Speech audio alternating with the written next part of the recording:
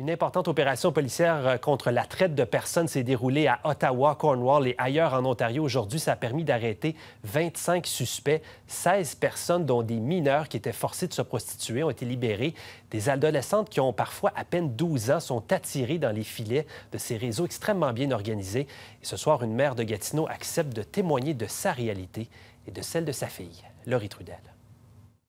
Elles sont belles, jeunes et surtout vulnérables. Petit à petit, sournoisement, elles se font promettre une vie de rêve en échange de services sexuels.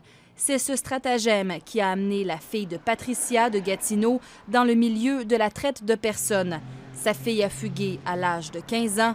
Elle est maintenant coincée dans cette vie peu reluisante. Ils les déplacent. Et puis, ils déplacent par groupe. Des fois, ils sont dans un motel, hôtel. Des filles sont 6-7, ils sont cordés par terre.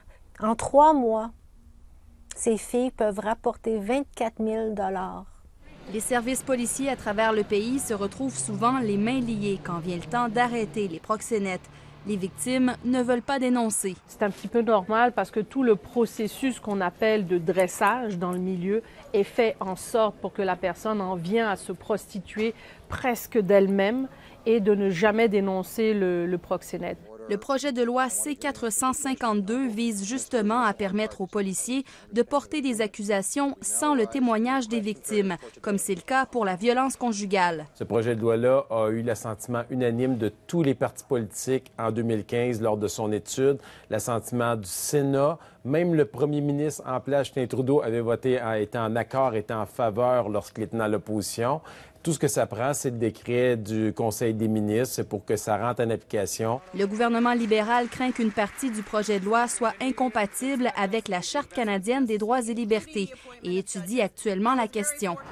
Entre-temps, plusieurs organismes au pays tentent de sortir les femmes de la prostitution, mais la tentation est forte pour ces jeunes filles qui ont été brisées par le milieu. Ces criminels-là, ils veulent avoir leurs filles. Ils s'acharnent à avoir ces victimes. Et je ne comprends pas, parce qu'il y en a... Lâchez ma fille tranquille, je voudrais tellement... Laissez-la tranquille. Après plusieurs va-et-vient, la fille de Patricia serait présentement en sécurité chez un membre de la famille.